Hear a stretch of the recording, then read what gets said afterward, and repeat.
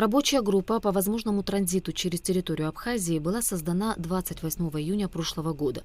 Ее главная задача – изучить возможности перевозки грузов как через российско-абхазскую границу, так и через границу с Грузией.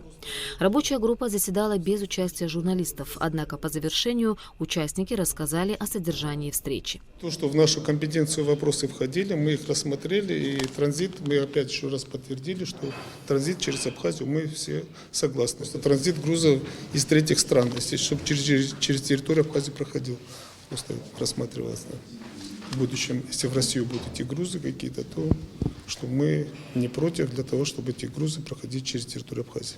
Через территорию Грузии, потом, а с этого у нас запрета нет, он как бы был этот транзит, существует, и он действует до сих пор. Член рабочей группы Тимур Надараев заявил, что он является единственным оппозиционером в составе рабочей группы и согласен с ее выводами относительно необходимости транзита из Грузии. При этом он подчеркнул, что в компетенцию рабочей группы не входит формирование перечня дополнительной продукции, и тут же выразил свое личное мнение по этой теме. Я лично высказал свое мнение категорически. Я единственный, который представлял здесь оппозицию, который входит в комиссию от имени оппозиции, категорически против того распоряжения, которое сделал президент, внеся поправки в распоряжение президента Сергея Васильевича Багапча 2007 года о запрете торговли с Грузией. В рамках транзита мы не возражаем через территорию Абхазии, чтобы товары уходили в Российскую Федерацию или в Турцию, или из Турции обратно, или в Грузию. То есть, чтобы Абхазия как транзитная страна зарабатывала на этом, потому что есть таможенное сопровождение этих грузов, и Абхазия может заработать. Мы не против этого, но мы категорически против, когда наши таможенные органы будут оформлять товарные партии, не в частных, не в личных, за все это время в целях личных перевозились какие-то товары, да?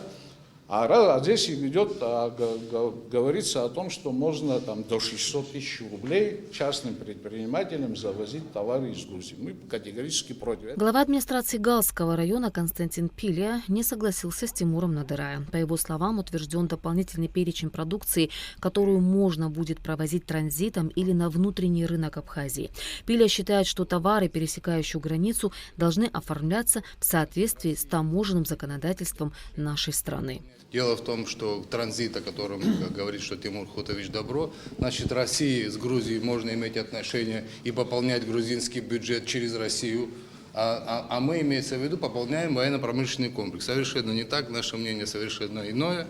Мы считаем, что для граждан, для жителей Республики Абхазии, мы считаем, что можно было, сейчас до этого была ручная кладь, что можно было уже пронести тот или иной товар сельхоззначения в объеме. Не с государством Грузии, не с правительством Грузии, мы никаких контактов не имеем, ни юридических, ни прямых.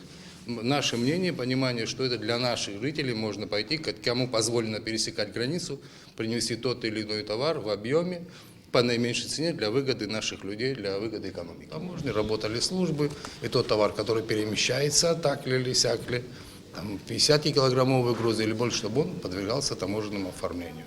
Все остальное уже будет обсуждаться. Согласно распоряжению, в список разрешенных товаров вошли саженцы многолетних и однолетних культур, семена и посадочный материал сельхозкультур, живая домашняя птица, корма для сельхозживотных, сельскохозяйственная техника, оборудование по производству и переработке сельхозпродукции, автомобильный транспорт, автозапчасти, моторные и прочные смазочные масла для транспортных средств.